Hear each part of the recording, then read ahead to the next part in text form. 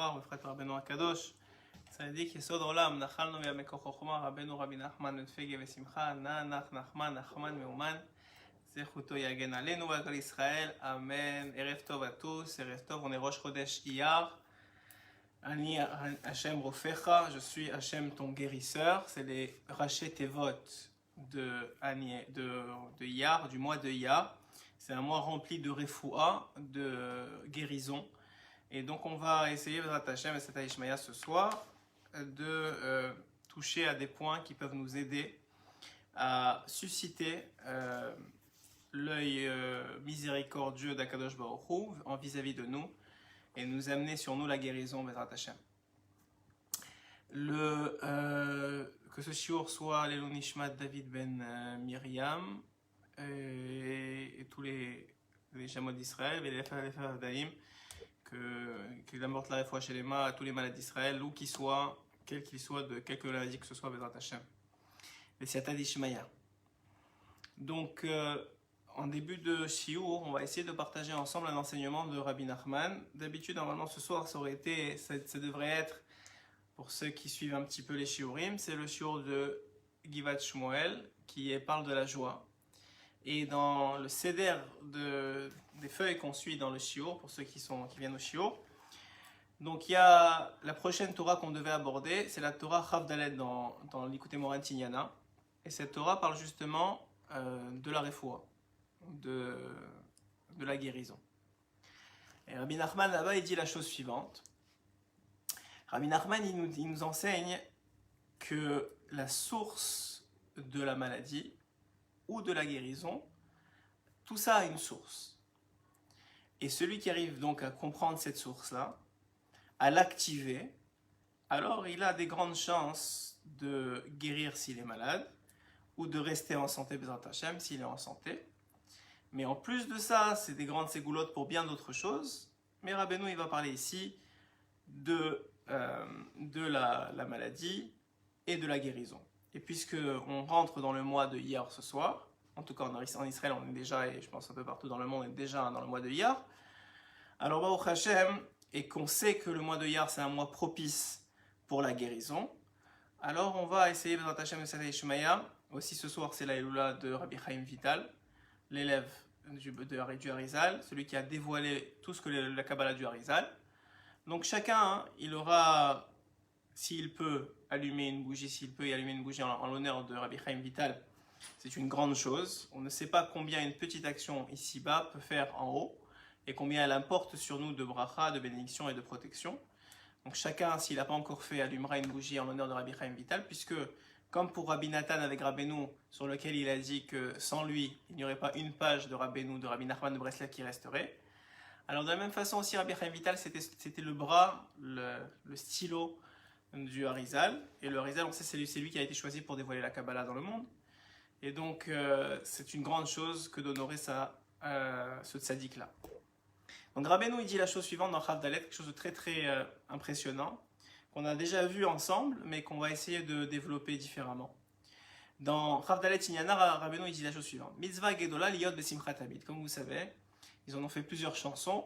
C'est une grande mitzvah d'être toujours joyeux. Pourquoi Rabbeinu a besoin de nous le rappeler? Parce que pour ceux qui suivent les shiurim sur la joie, ils savent qu'on a expliqué que la joie, c'est un travail. Que la joie, c'est une avoda. Et que ce n'est pas quelque chose qu'on profite simplement parce qu'il y a des événements heureux qui nous arrivent.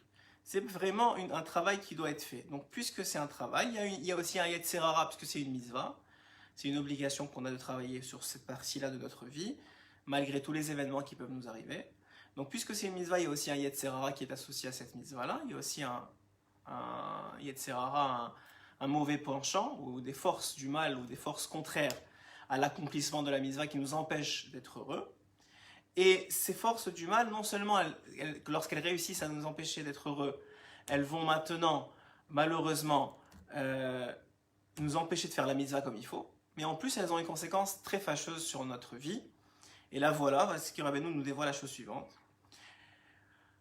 Donc un homme, il doit être toujours heureux, se battre contre toute forme de tristesse, et toutes les maladies qu'un homme qui arrive, qui touche un homme, quelles qu'elles soient, d'où qu'elles viennent, kulam ba'in rak mikilkul simcha. Il n'arrive seulement parce qu'un homme, il a abîmé sa simcha. Il a abîmé sa simcha. Ça veut dire qu'un homme qui garde un niveau de simcha suffisant, on va voir c'est quoi exactement, mais qui garde un niveau de simcha suffisant, il est protégé, il a comme un système immunitaire qui va le protéger de toute maladie, de tout virus, de toute bactérie, de toute forme de choses qui vont affecter son corps. Simplement parce qu'il est dans un état spirituel qui s'appelle la simcha, la joie, sur lequel il aura travaillé. Et ce niveau-là de joie-là va lui permettre de le protéger contre toute forme de maladie physique. Encore plus de maladies spirituelles. Mais d'abord, on parle de physique. Donc déjà, c'est un enseignement extraordinaire que Rabbeinu nous rapporte ici. C'est que toute forme de maladie ne vient qu'à cause qu'on a abîmé sa simcha. Ve'aklal, nous dit Rabbeinu dans le deuxième paragraphe de ce même Likutei Moharan, et la généralité, l'essentiel, il faut de toutes ses forces se battre. Donc on voit encore une fois que c'est un travail. Il faut de toutes ses forces se battre pour être heureux. Qui tava Adam, parce que la nature de l'homme, l'imshor atzmo le marashchora, c'est de s'amener à la tristesse, c'est de tomber dans la tristesse. Ve'atzut, encore pire que la tristesse, la dépression. Mechamat pigae ou mikre azman, à cause des situations qui lui arrivent dans la vie. Parce que chacun, il peut vous raconter des livres et des livres de Isurim. Les Isurim, c'est des difficultés dans la vie, que ce soit du côté de la Parnassa, du Shalom Bayit, des enfants, comme on dit en anglais, name it. Choisissez ce que vous voulez dans n'importe quel sujet. Chacun peut vous raconter, moi j'ai des problèmes là, j'ai des problèmes là, j'ai des problèmes là, j'ai des problèmes là. Ve'alken, et c'est pour ça que dit Rabbeinu, il faut mettre toutes ses forces, liot besimcha tamid, pour travailler sur sa simcha, et pour être joyeux. Et qu'il essaye de se réjouir comme il peut. Va filo bemele bishputa, et même arriver à faire ce qu'on appelle mile deshtuta, c'est-à-dire à se moquer d'une situation, quelle qu'elle soit, même se moquer du Yetzer Hara lui-même, qui essaye de, par exemple, vous faire penser que vous n'êtes pas bon, que vous n'êtes pas quelqu'un de bien. Il faut se moquer de lui. Il faut tourner la situation en dérision. À partir du moment où deux conditions sont remplies, la première, c'est que vous ne vous moquez de personne, c'est-à-dire vous ne dénigrez personne, ni vous ni les autres. Et la deuxième, c'est que vous ne faites aucune avéra. Que vous ne faites aucune avéra, ça veut dire que vous ne rentrez pas dans une transgression de la volonté de Dieu. À partir du moment où vous respectez, où on respecte ces deux conditions, alors ça fait en sorte qu'on peut arriver même à dénigrer, à rigoler de toute situation, à tourner en dérision toute situation. À partir du moment où on fait de mal à personne, ni à nous, ni aux autres. Et deuxièmement, à partir du moment où on ne fait aucune transgression vis-à-vis de la volonté d'Hachem. Et ça, nous dit Rabbeinu, c'est un travail qu'il faut se battre pour arriver à faire. Et on va essayer ce soir, avec les enseignements qu'on peut avoir dans différents écrits de Rabbi Nachman de Breslev, essayer de voir, essayer de respecter cette mitzvah-là, de se rendre joyeux, de travailler sur sa joie, pour permettre finalement de respecter cette loi-là, qui est une mitzvah, mais aussi pour s'amener sur soi une protection extraordinaire contre toute maladie, qu'elle soit présente ou qu'on soit déjà préservé d'elle, pour continuer à s'en préserver. On va continuer Bezrat Hashem. Il est écrit dans l'Likutei Etzot. L'Likutei Etzot, c'est donc la compilation de Rabbi Nathan de tous les conseils qui sont contenus dans l'Likutei Moharan, pour ceux qui connaissent un peu les écrits de Rabbeinu. Et donc, dans l'Likutei Etzot, il est écrit la chose suivante. Plusieurs conseils pour arriver à la simcha. On va les décrire, on va passer d'un à l'autre. Des fois, l'un n'a rien à voir avec l'autre. Ça dépend de la situation dans laquelle on est. En fait, Rabbeinu, il est en train de nous dire, regarde où tu en es. Et quelle porte d'entrée va t'amener à la simcha. Ton cœur, il est fait comme il est fait. Et Rabbeinu est un guérisseur de l'âme. à travers tous ces enseignements. Pour ceux qui l'étudient un peu, ils le savent. Et donc, par conséquent, on sait tous que des fois, ça peut être une certaine porte qui va nous amener à être réjouis. Des fois, ça va être une autre porte qui va nous amener à être réjouis. Par exemple, Rabbi nous dit que le sport, ça a amené la joie. Le sport dans le fait de bouger. Et des fois, c'est taper des mains. Des fois, c'est écouter de la musique. Des fois, c'est danser. Des fois, c'est étudier la Torah. Des fois, c'est écouter un shiur. Des fois, c'est faire la cuisine pour certains. Ça peut être différentes façons de trouver une porte d'entrée pour s'échapper, pour fuir ce Yetzirara qui s'appelle Ha'atzvut. Ce Yetzirara qui t'amène à la tristesse. Alors il y a plein de portes possibles, Baruch Hashem. Hashem nous a multiplié les mitzvot, nous a multiplié les actions pour nous permettre de pouvoir accomplir cette mitzvah, d'être toujours sameya de différentes façons. Mais en tout cas, les portes sont là. Il s'agit de les connaître et de savoir les activer en fonction de l'état dans lequel on est. Des fois, il arrive que cet état-là soit très facile à atteindre. Par exemple, on a juste besoin d'un bol d'air et d'aller prendre une marche et puis ça va aller mieux et puis on va se sentir mieux. Des fois, on va avoir besoin de parler avec Hachem. Des fois, on va avoir besoin d'un électrochoc, oui, de danser, de se mettre la musique à fond, d'oublier complètement ce qu'on a besoin. À partir du moment où on se moque de personne, ni de nous, ni de personne, et qu'on respecte les lois, les halachot, c'est-à-dire la volonté d'Hachem, qu'on ne la transgresse pas, on est dans le bon chemin.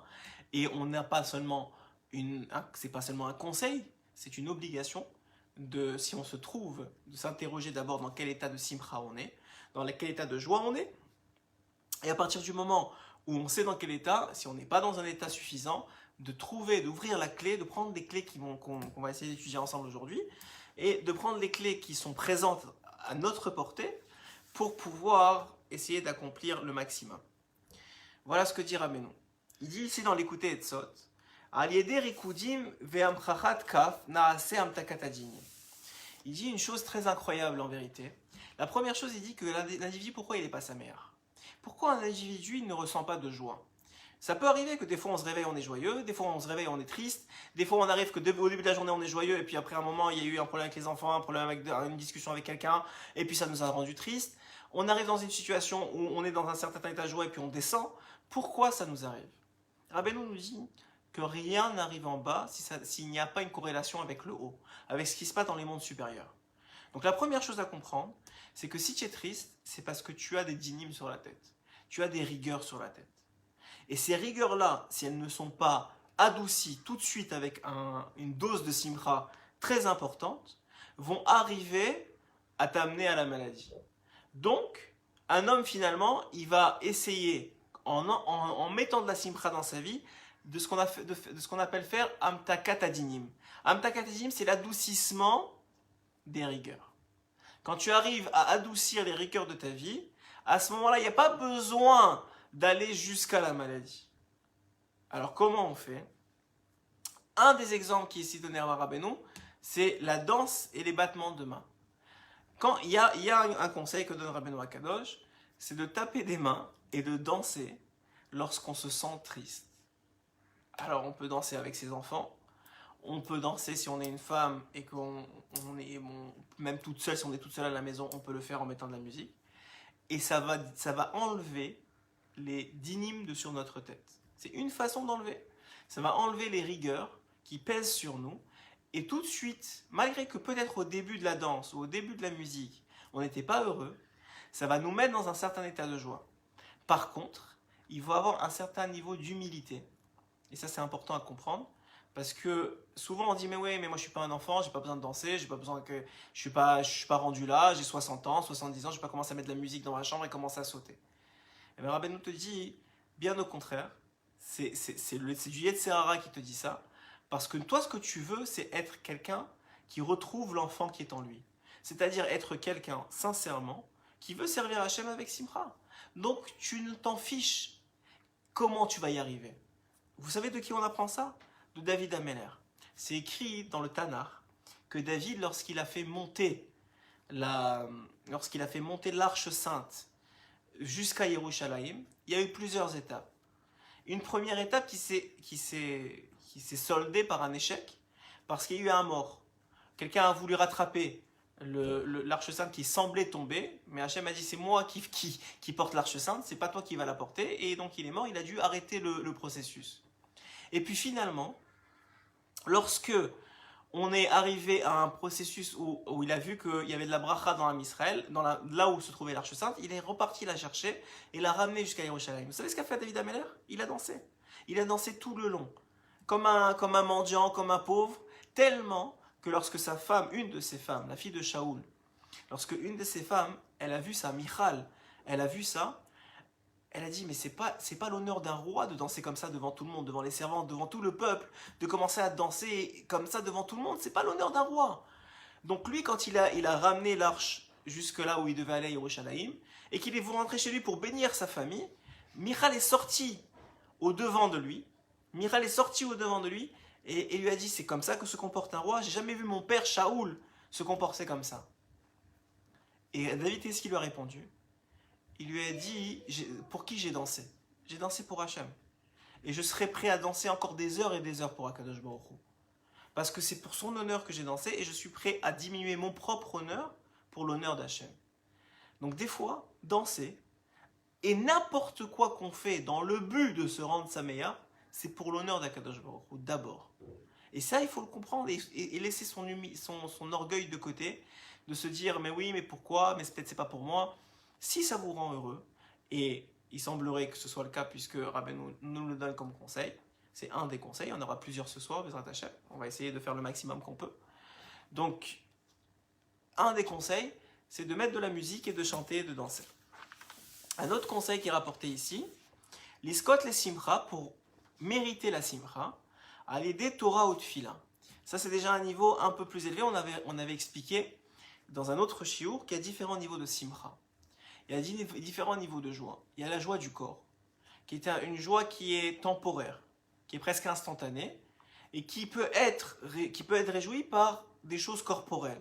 Par exemple, Rabbeinu va dire dans un autre l'Ikutei Etzot, que manger et boire, c'est ce que recommandent les sages lorsque, je vous dis pas de manger vos émotions avec une glace ou je sais pas ce que c'est, ou du chocolat, ça peut arriver que ça peut aider.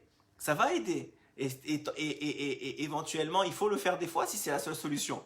Si c'est l'électrochoc qu'il nous faut, il faut se permettre d'avoir une glace ou un chocolat ou quelque chose que vous aimez. Vous allez pouvoir manger. Faites pas ça tous les soirs parce que c'est dommage pour votre ligne. mais il semblerait que même Rabbeinu dit, et ce que les sages ont reconnu, c'est qu'il s'agit des fois, et on est tellement triste, qu'il faut d'abord réjouir le corps. Alors, comment on réjouit le corps? Une des façons, c'est la nourriture et la boisson.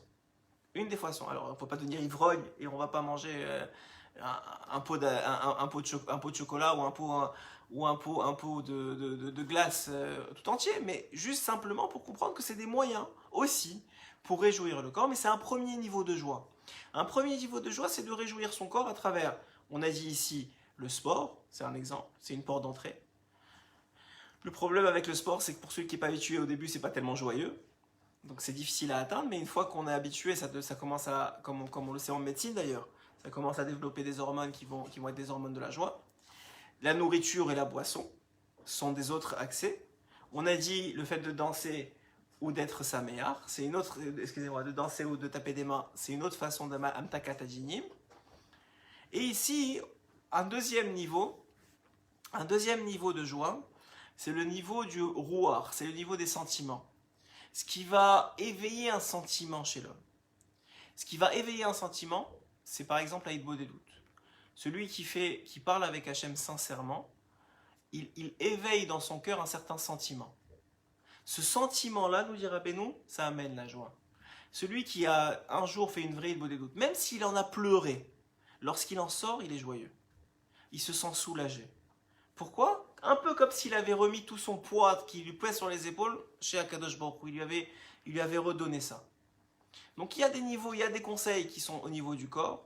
Lorsque vraiment on est dans une situation de Hatzvout où on ne peut plus bouger, plus s'occuper de ses enfants, ou plus aller travailler, où c'est très difficile de se lever le matin, alors à ce moment-là, il faut trouver une façon de réjouir son corps. Soit on va faire du sport, comme on a dit, on va voir d'autres exemples dans la Torah.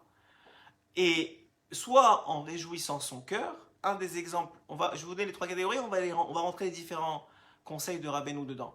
soit en réjouissant son cœur.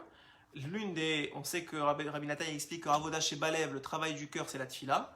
Donc une prière intense et vraie va amener forcément l'individu à être joyeux, même s'il prie pour quelque chose de triste, parce qu'il se sent soulagé et se sent aidé par Hachem. Une autre façon de se rendre joyeux au niveau des sentiments, c'est de partager des moments avec quelqu'un d'autre. Ça veut dire quoi? Ça veut dire quoi? Ça veut dire que ce qu'on appelle dans la Chassidut, Sichat Raverim. Le fait de discuter avec un ami de Avodat Hashem, de Torah, de mitzvot, ou simplement de ses sentiments particuliers. On sait que c'est quelque chose qui marche très bien, qui est très difficile à faire parce qu'il y a un grand Yetzirah entre l'homme et la femme. Mais c'est quelque chose qui marche très bien entre l'homme et la femme, de partager ses sentiments. Et même de partager de l'étude. Et donc, on sait que c'est quelque chose qui va aider beaucoup. Pourquoi? Parce que ça réveille un sentiment de joie dans le cœur. Donc finalement, si vous écoutez ce que je suis en train de vous dire, toutes les actions, taper des mains, manger, boire, vont réjouir le corps. Toutes les paroles qui sont des paroles positives, que ce soit avec Dieu, que ce soit avec le tzaddik. Je sais que certains qui ne sont pas habitués à la Chassidut de Breslev ont des difficultés à comprendre qu'on puisse parler ou demander au tzaddik une intervention particulière auprès d'Akadosh Baruch Hu, lui demander d'intervenir pour nous, lui demander des conseils à travers ses enseignements. Ce qui sort de notre bouche, ou bien parler avec un ami, parler avec sa femme, ou sa femme avec son mari, des fois parler même avec ses enfants. S'asseoir aujourd'hui, je pense que beaucoup ont compris combien on a de chance d'avoir des enfants, combien c'est notre garantie d'une pérennité dans le monde futur, combien on est capable de gagner en leur parlant et en communiquant avec eux et en partageant des moments avec eux. Mais simplement un homme, lorsqu'il arrive à verbaliser ses sentiments ou simplement des idées qu'il a ou des comportements, il arrive à verbaliser ça avec Dieu, avec un ami ou avec le tzaddik, il va arriver à se réjouir le cœur. Ça, c'est le deuxième niveau. Troisième niveau de jouissance ou de se réjouir, c'est le niveau de réjouir son esprit. Réjouir son esprit, c'est le niveau le plus haut. C'est ce que Rabbeinu appelle ça la simcha nitzrit, une simcha éternelle. Réjouir son esprit, c'est plus grand que réjouir son cœur, c'est plus grand que réjouir son corps. Et pour réjouir son esprit, il faut arriver à toucher ce qu'on appelle la pensée. C'est-à-dire ce qui est à l'intérieur de nous. Et ça, c'est à la fois le plus difficile, c'est des fois ce qui requiert des étapes préalables, que ce soit du corps ou du cœur. Mais Rabbeinu explique qu'il y a un moment où tu vas pouvoir toucher à ça. Quand est-ce que tu peux toucher à ça? Lorsque tu te coupes du monde entier à ce moment-là. Tu te coupes de la nourriture, de la boisson, de la musique, de toute autre chose. Tu te coupes des autres complètement. C'est-à-dire tu coupes ce qui va t'apporter normalement une simcha du cœur et tu rentres dans tes pensées. Comment? À travers la Torah. À travers l'étude de la Torah ou simplement lire un livre qui parle de Torah, d'enseignement de Torah. Cette Torah-là va commencer à purifier tes pensées. Et cette purification des pensées, même si au début, peut-être ça a l'air difficile si on n'est pas habitué, elle va faire que sortir de cette étude-là, qu'on soit un homme ou une femme d'ailleurs, sortir de cette étude va t'amener à un niveau de simcha. Et ce niveau de simcha-là, c'est le niveau nitzri, c'est le niveau éternel. Pourquoi? Parce que c'est un niveau dans lequel qui t'est gardé pour l'éternité. Quand tu réjouis ton corps, arrête de manger la glace et dans quelques heures, si c'est un problème qui revient ou s'il y a encore des problèmes avec ton mari, ta femme ou tes enfants, tu vas retomber dans l'élément qui te rend béatzvout, qui te rend triste. Si ça dépend des discussions que tu as avec les autres, c'est vrai que l'Aïd Bododout ça aide énormément, c'est vrai que parler avec des amis de Torah et de mitzvot ça aide énormément, mais ça prend un peu plus de temps pour s'en aller, mais ça va finir par s'en aller. Et puis il y a la Torah que tu peux taper dans elle n'importe quoi. Il y a une histoire qui est rapportée au nom du Rav Ovadia, qu'un jour il devait se faire opérer, Rav Ovadia Yosef Zatzal, il devait se faire opérer, et puis il n'avait pas le temps c'est vraiment à ce niveau-là qu'il était dans son Avodat Hashem, il n'avait pas le temps de perdre une journée de réanimation après une anesthésie complète. Donc il a demandé de lui faire l'intervention, qui était une vérification, très douloureuse, mais de lui faire l'intervention sans, finalement, sans qu'il soit anesthésié. Au début, les médecins ont refusé, mais vu son insistance et connaissant la grandeur du Rav Ovadia déjà très connu à l'époque, ils ont accepté. Et ils ont donc fait l'intervention sans anesthésie. La seule chose qu'a demandé le Rav Ovadia, c'est de lui ramener une Gemara. On lui a demandé laquelle, il a dit celle que vous voulez. Il a demandé quelques minutes pour se rentrer dans la Sugiya, dans la Torah qu'il était en train d'étudier devant ses yeux. Ensuite, il a fermé les yeux et on a enlevé la Gemara. Ils ont commencé la chirurgie. Et il était dans ses pensées pendant tout le long de la chirurgie, jusqu'à ce que la chirurgie s'est terminée. Ils ont recousu ce qu'ils avaient besoin de recoudre et il s'est réveillé. Et là, on ne parle pas de quelqu'un comme le Baal Shem Tov ou d'autres qui ont déjà fait ça, qui faisaient Aliyat Neshama, que la Neshama montait tellement ils avaient un niveau de Torah tellement énorme. On parle de quelqu'un des dernières générations, bien sûr un tzaddik, mais quelqu'un des dernières générations, qui était capable de sortir de son corps littéralement grâce à l'intensité de ses pensées. Et grâce au fait qu'il se réfugiait finalement. C'est ça le secret de l'étude de la Torah, c'est la capacité de se réfugier dans un autre monde que le monde physique qui nous entoure. Comment ? À l'intérieur de notre neshama qui est contenu dans nos pensées. C'est-à-dire qu'un homme, nous dira Rabbeinu, lorsque il peut mériter la simra simplement en étudiant la Torah ou en priant, encore une fois, et comment un certain type de prière peut l'amener à ça, c'est quand l'homme il prie pour saisir ce qui est caché de lui. C'est-à-dire, encore une fois, c'est une prière de Torah. Il y a une Nidbo des doutes où tu racontes ta vie à Hachem, où tu parles avec les autres de tes sentiments, mais il y a une Nidbo des doutes qui est un plus haut niveau des Nidbo des doutes. C'est une prière, finalement, à Akadosh Baruch Hu. C'est une prière, mais pas une n'importe quelle prière, une prière de connaître ce qui t'est caché. Donc les secrets de la Torah, de te dévoiler sa présence et son comportement dans le monde, ou même à l'intérieur de ton étude, de comprendre mieux ton étude, c'est aussi une prière. Rabbeinu a dit que la Torah, l'étude de la Torah doit être entourée de tefila, avant et après. Et c'est grâce à ça qu'il va atteindre la simcha.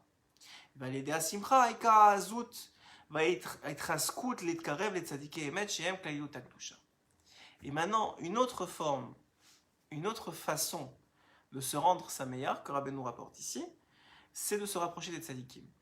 Pourquoi ? Parce que les tzadikim, ils représentent le Emet, la vérité dans le monde. Les tzadikim, c'est les meilleurs représentants d'Akadosh Baruch Hu dans le monde. Et lorsque tu te rapproches des tzadikim, il dit Rabbeinu, même juste à l'aider Re'iyat Pede Tzadik, si vous avez la chance de regarder le visage d'un tzadik, intensément, et avec, idéalement directement, Zorin les Simcha, on mérite la joie. Quelqu'un qui regarde, simplement qui regarde le visage d'un tzaddik, avec la clémence et la émouna que cela requiert, la foi dans le tzaddik, alors ça suffit. Rabbeinu, vous n'avez pas besoin de le regarder lui. Celui qui regarde simplement une photo de Haesh, ça rend joyeux. Une photo de son kever, des fois ça rend joyeux. Celui qui a déjà été au kever, il se rappelle des sentiments qu'il a eus. Donc ça veut dire qu'en vérité,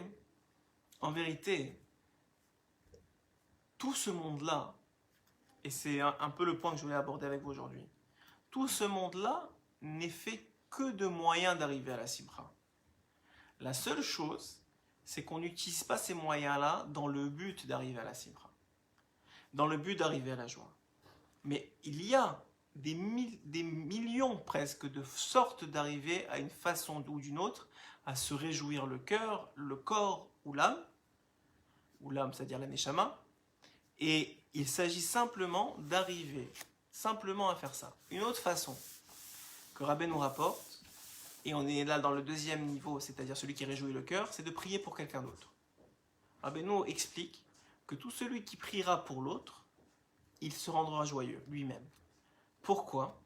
Et écoutez bien ce que explique Rabbeinu dans un sipour, dans une histoire qu'il raconte. Un jour, un de ses élèves est venu voir Rabbi Nachman de Breslev et lui a dit la chose suivante. Il lui a dit, il lui a dit, comment on s'éloigne de la gava, comment on s'éloigne de l'orgueil. Alors, il y a plusieurs façons de s'éloigner de l'orgueil, même si Rabbi Nathan explique qu'aucune n'est vraiment complètement bonne. Il faut arriver à ajouter plusieurs façons. Mais une des façons, lui a dit, c'est de prier pour l'autre. Quand tu pries pour l'autre, tu t'éloignes de l'orgueil. Alors son élève lui a dit, mais je ne comprends pas, Rabbeinu. Au contraire, si je prie pour l'autre, c'est que je me pense meilleur que l'autre. Donc, parce que Hachem va m'écouter plus à moi. Donc ça veut dire que finalement, je m'enorgueillis encore plus. Et Rabbeinu l'a regardé en souriant et lui a dit, tu te trompes complètement, c'est tout le contraire. Et je vais te donner un machal, je vais te raconter une histoire pour que tu comprennes qu'est-ce que ça veut dire. Il lui a dit, tu sais, il y avait un roi, et ce roi, il avait un fils. Et puis ce fils-là, il n'écoutait pas trop au roi, il était un peu rebelle. Tous les quelques jours, il faisait une bêtise qui énervait le roi. Il manquait à la volonté du roi, et ça énervait le roi. Et le roi, pour éduquer son fils, il le renvoyait du royaume quelques jours. Au bout de quelques jours, le fils revenait, demandait pardon, avait éventuellement compris qu'est-ce qu'il avait fait comme bêtise, mais il était effectivement très affecté et par le Yetzer Hara, et il retombait quelques jours plus tard dans le manquement de la volonté du roi. Au bout d'un moment, le roi en a eu marre de renvoyer son fils et d'avoir toujours le même scénario qui se répétait ad vitam aeternam. Et donc quoi, il a décidé de trouver un autre moyen. Il a dit à son secrétaire particulier, à son ministre, il lui a dit, voilà, la prochaine fois que mon fils va vouloir rentrer dans le royaume, maintenant que je l'ai renvoyé, tu lui diras qu'il n'a pas le droit de rentrer, qu'il n'a pas le droit de se présenter devant moi. Comme ça, je n'aurai pas pitié de lui et je ne le réaccepterai pas. Et le ministre a écouté le roi, et donc s'est mis à la porte du royaume. Quelques jours plus tard, comme à son habitude, le fils revient, il a pu à manger, il a pu à boire, il revient au royaume, et puis le ministre, il est là, et il lui dit, je suis désolé, mais le roi m'a demandé de ne pas te laisser rentrer. Il lui dit, mais comment je vais faire? Comment je vais manger? Comment je vais boire? Comment je vais vivre? Je ne peux pas rester comme ça à la porte du royaume, comme un mendiant, à tourner en rond. Il lui dit, je suis désolé, mais le roi ne veut plus te laisser rentrer. Et un jour passe, 2 jours passent, et le ministre se sent de plus en plus mal. Pourquoi? Parce qu'il voit d'un côté le fils être très très triste du fait qu'il ne voit pas son père, et puis d'un autre côté, il voit le père être très triste du fait qu'il ne voit plus son fils. Donc il réfléchit, et il dit, qu'est-ce qu'on gagne dans la situation? Le père est triste, le fils est triste, personne ne gagne dans l'histoire. Et moi, je suis là entre les deux. Et il se dit, en vérité, le ministre se dit, en vérité, c'est à cause de moi que les deux ne se voyaient pas. Si moi j'allais plaider auprès du roi, puisque moi j'ai accès au royaume, si moi j'allais plaider auprès du roi, parce que je ne suis pas concerné, pas parce que je suis meilleur que celui qui est dehors, le fils il est plus proche du roi que le ministre, a priori. C'est simplement que moi, je suis en bonne odeur par rapport à ça, au niveau du roi, et je peux venir maintenant et demander et plaider pour le fils. Et c'est ce qu'il fait. Il va voir le roi, il lui dit, voilà, votre fils, ça fait des jours qu'il est là, il attend, il regrette vraiment, et il voudrait vous revoir. Et le roi, il est très très content de l'intervention du Premier ministre ou du ministre. Et il lui dit, merci d'être intervenu comme ça. Il pardonne son fils, il retrouve son fils, les deux sont heureux, le fils a compris la leçon. Et le roi est tout à fait heureux. Et il remercie infiniment, et l'un et l'autre remercient le ministre. Le machal est le suivant, nous dit Rabbeinu. Il nous dit, nous, par rapport à l'autre, on est toujours le ministre.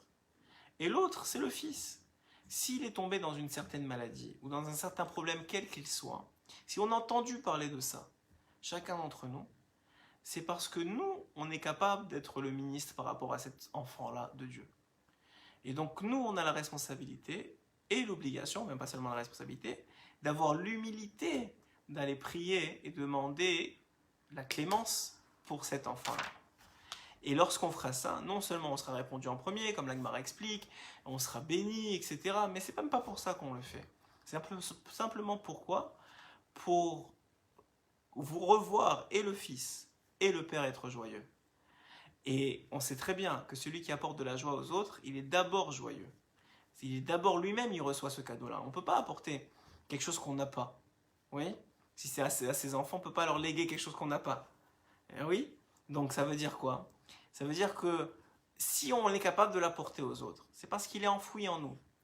Le Baal HaTanya explique quelque chose d'extraordinaire. Il explique dans le Tanya, il explique la chose suivante. Il dit que, vous savez que dans le monde, il y a 2 forces principales. Il y a le Chesed et la Gvura, la bonté et la rigueur. Il dit que toute chose est faite des 2 en vérité. C'est juste qu'il y a une partie qui est révélée et une partie qui est cachée. Par exemple, chez Abraham Avinu, la partie révélée c'était le chesed, la partie cachée c'était la gvoura. Donc la partie révélée c'était la bonté et la partie cachée c'était la rigueur. Mais les deux étaient présents chez Abraham Avinu. Inversement chez Yitzhak, la partie révélée c'était la rigueur et la partie cachée c'était la bonté. Souvent, plutôt qu'autrement, les gens qui sont très très chesed à l'extérieur vont être très din à la maison. Et ça ne veut pas dire que la vérité de leur personne, c'est qu'ils sont chesed, qui sont comme ils sont à l'extérieur, ou que comme certains disent, ah, c'est comment tu es à la maison que tu es vraiment. C'est ni l'un ni l'autre, c'est les deux. C'est juste qu'il y a une partie qui est cachée et une partie qui est dévoilée. Et le but, c'est de trouver l'équilibre entre les deux, à la fois à l'extérieur et à la fois à la maison. Et effectivement, c'est la même chose pour chacun d'entre nous. Vous verrez souvent, plus souvent qu'autrement, que les gens qui sont très dignes, qui sont très durs, qui ont l'air très durs avec les autres, en vérité, ou qui ont comme ça, a priori, sont des gens qui ont l'air très très durs, en vérité ont un cœur en or, et sont des gens très très chesed à l'intérieur. Ils sont d'une grande bonté, d'une grande sensibilité. Et beaucoup plus que les gens qui ont l'air très chesed. Ils ont beaucoup plus de cœur, des fois ils vont pleurer pour des choses que tu dis, mais pourquoi cette personne-là elle pleure? Ils vont pleurer, ils vont entendre une mauvaise nouvelle, ils vont entendre quelqu'un qui est malade, ils vont commencer à s'inquiéter, à pleurer pour eux. Alors que quelqu'un qui a priori est chesed et il va faire dans son action, il va aider les autres, bah ça va moins le toucher. Pourquoi? Parce qu'il est plus en vérité rigueur à l'intérieur. Donc ces deux aspects-là sont toujours présents à l'intérieur de nous. Et donc là on voit ce que Rabbi nous dit, qu'en réalité, il s'agit simplement de trouver un équilibre.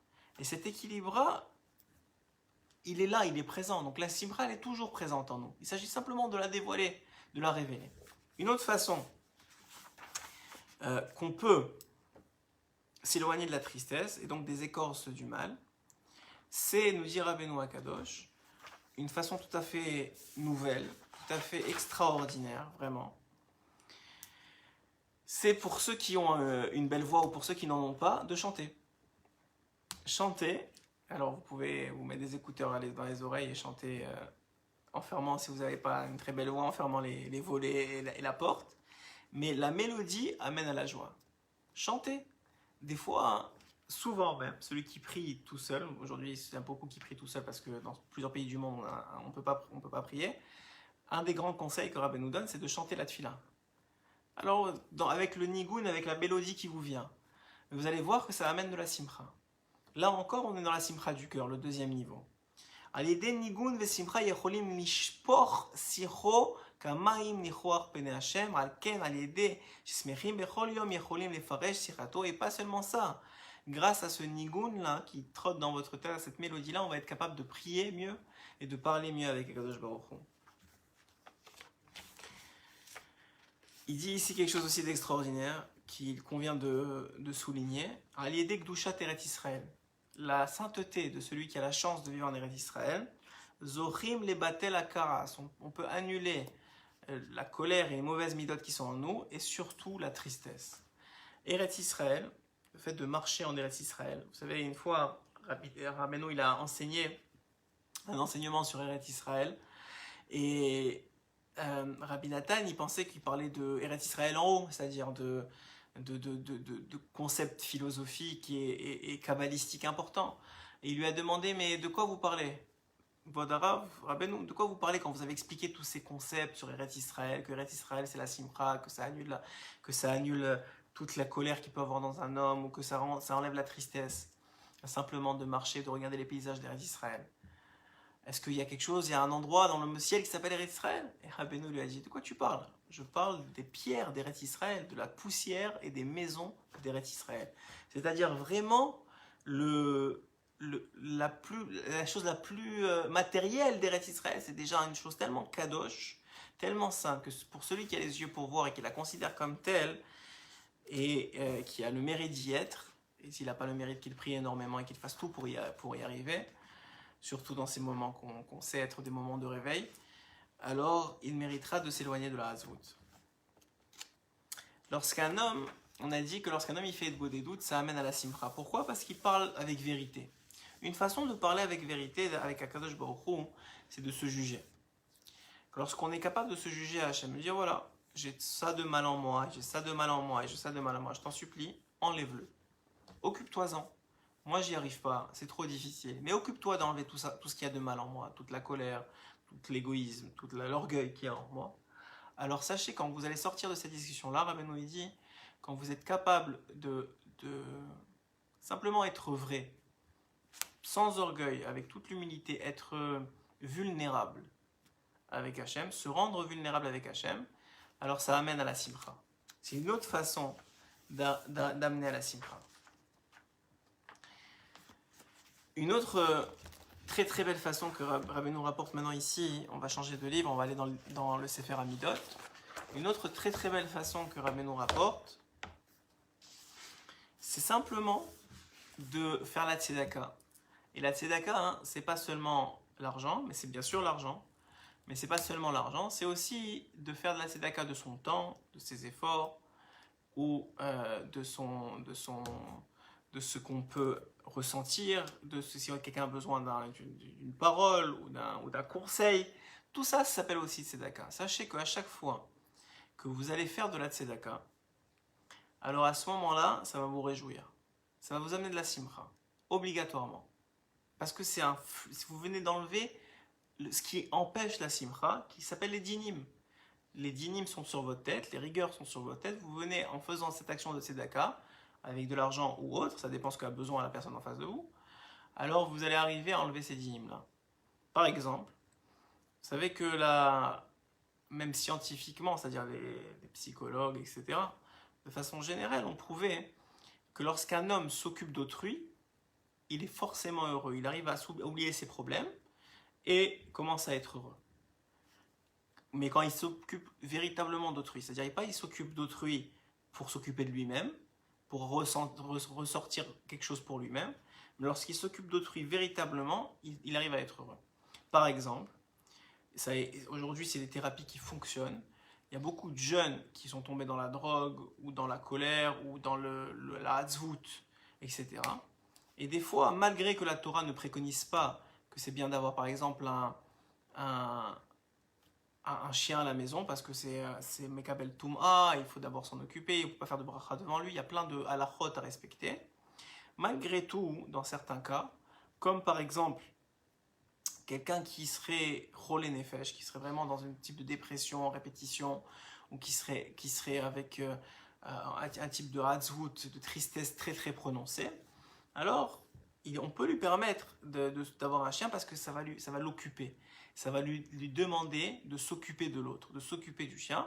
Et le chien, la beauté que ça a, entre guillemets, c'est une chose qui est très très belle, c'est que contrairement à un chat, le chien, hein, il a besoin d'attention. Il a besoin qu'on s'occupe de lui.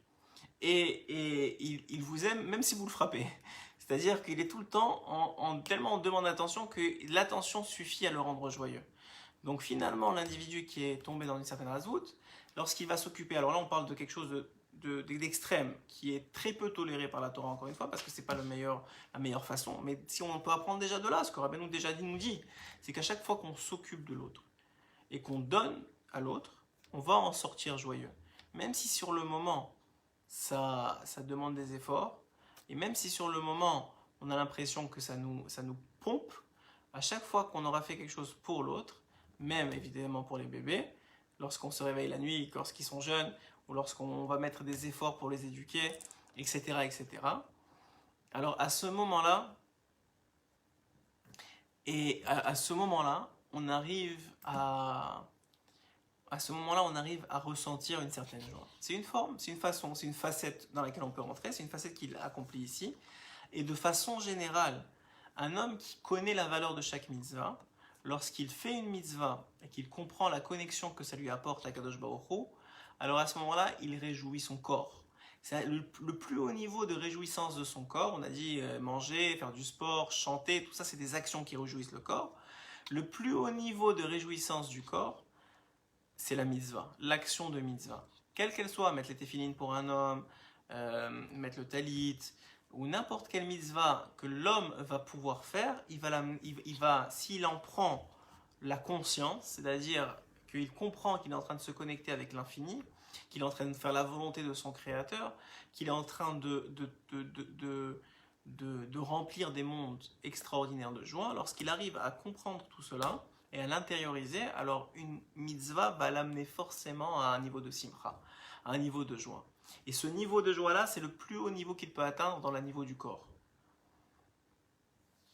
Ensuite de ça, nous dit Rabbeinu que lorsque on veut encore trouver des portes d'entrée dans la joie, il y a un niveau qui est très élevé. On a dit grâce au chant, grâce à la musique, on en a parlé de ça, mais il y a un niveau qui est encore plus élevé que ça. C'est celui qui montre de la confiance en Dieu. Chaque fois que vous allez dire Baruch Hashem, Akol Letova, tout est pour le bien, Hashem il se dévoilera dans le bien, chaque fois que vous allez montrer, même devant vos enfants, même si vous ne pensez pas vraiment, juste parce que vous allez sourire à l'autre ou sourire à vos enfants, à leur montrer que vous êtes confiant, même si ce n'est pas vrai, même si vous faites semblant, mais vous montrez à l'autre que vous avez de la confiance en Dieu. Sachez que Rabbeinu dit Alede bitachon basimcha. Celui qui montre de la confiance en Dieu vient sur lui de la simcha. Pourquoi? Parce que c'est une autre façon d'enlever des dîmes sur sa tête. À chaque fois qu'on va montrer de la confiance en Dieu, on va atteindre une certaine forme de simcha. On a dit que les mouvements du corps, ça met le cœur en joie. On a dit que la foi, la emuna, ça amène le cœur. Il dit ici, Alede emuna shlema, tavo le madrega shetit ave begouf vanefesh la avodat Hashem itbarach. Tellement vous serez joyeux que si vous arrivez à avoir une foi parfaite en Hashem, et pas seulement en Hashem, mais aussi en vous-même, de votre capacité et de votre importance et de votre préciosité, alors vous allez tomber dans un niveau de joie. Nous dit ici encore une fois Rabbeinu Akadosh, il y a des moments de joie, il y a des moments qui sont propices à la joie. C'est quoi? C'est des moments de simcha, qu'on a par exemple des seudat mitzvah, qu'on a une brit mila, un mariage, qu'on va finir une maséchet dans laquelle on a mis beaucoup d'efforts, qu'on va le Shabbat, les fêtes sont des moments propices à la joie. Alors ne vous trompez pas, c'est pas parce que c'est des moments propices à la joie que vous serez forcément plus joyeux. Peut-être même bien au contraire. Qu'est-ce que ça veut dire? Ça veut dire que si vous avez maintenant une facilité supplémentaire à être joyeux, ou un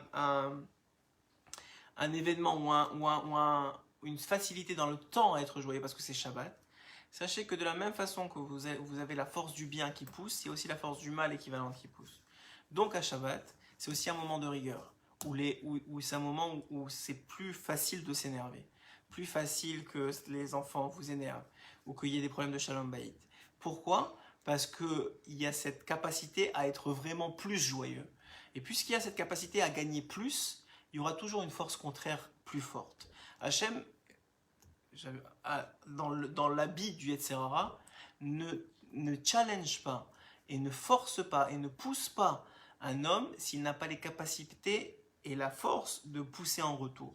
Donc si Shabbat, vous avez une force d'être plus joyeux, alors la capacité à l'atteindre va être plus difficile.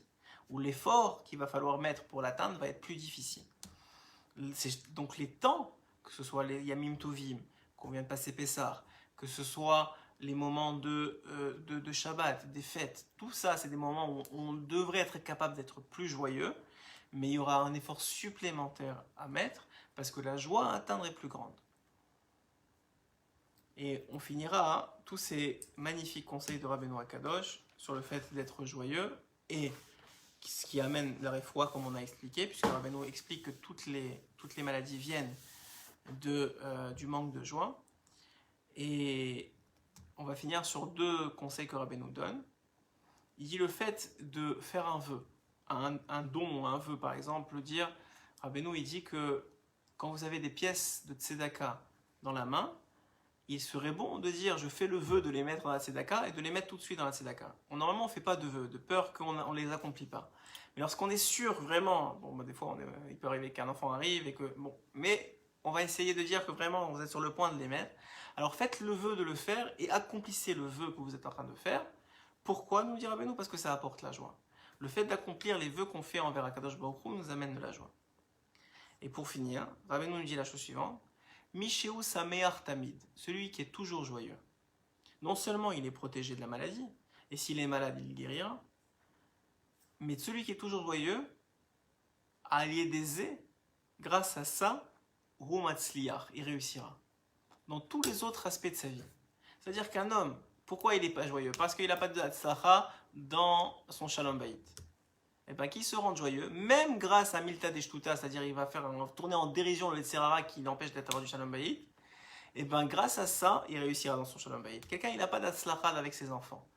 Il va rigoler avec eux, il va jouer avec eux, il va faire quelque chose qui va mettre de la simcha alors que c'est pas du tout le moment et c'est très difficile de le rendre, de faire ça. Et grâce à ça, il aura de la slacha, faire passer son message avec ses enfants. Quelqu'un, il n'a pas d'slacha dans son travail.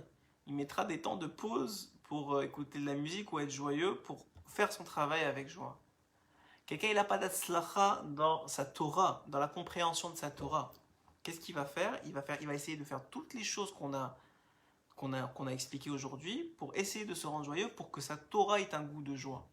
Parce que quand elle aura un goût de joie, il va réussir à la comprendre et encore plus à l'appliquer. Chaque chose à laquelle il manque de la joie est vouée à la mort. Chaque chose à laquelle on y met de la joie est vouée à réussir et à être pérennisée et à perdurer dans le temps et même pour l'éternité. Donc ça vaut la peine. Des fois, il y a une côté moral qui explique la chose suivante, que Hachem dit des fois, Hachem dit, et il nous enseigne, que des fois, abandonner une certaine activité, c'est lui permettre d'être réalisé. Des fois, s'il manque de la joie à une certaine activité, des fois, il faut se retirer de cette activité-là. L'éducation des enfants, la cuisine, le travail, l'étude de la Torah. Des fois, il faut prendre du recul. On n'est pas tous sadikim capable de tout faire tout le temps 24-24. Prendre du recul pour trouver, selon l'humeur du moment, qu'est-ce qui va nous mettre en joie. Retrouver un certain niveau de joie, minimum, pour pouvoir transférer cette joie dans l'activité qu'on est en train de faire et qu'on veut réussir et qu'on n'arrivait pas à réussir, se remettre dans l'étude de la Torah, se remettre dans la cuisine, se remettre dans s'occuper de la maison ou des enfants. Et des fois, et à ce moment-là, on réussira. C'est un conseil qui vaut de l'or pour celui qui veut l'appliquer, moi le premier. Et Bezrat Hashem, qu'on soit tous protégés de la maladie, qu'on voie la guérison de tous les malades d'Israël pendant ce mois de Iyar, et mettre la Géoula chez les mains avec la venue du Mashiach Tzidkenu et le shalom dans le Ham Israël. Amen. Kenye Ratson.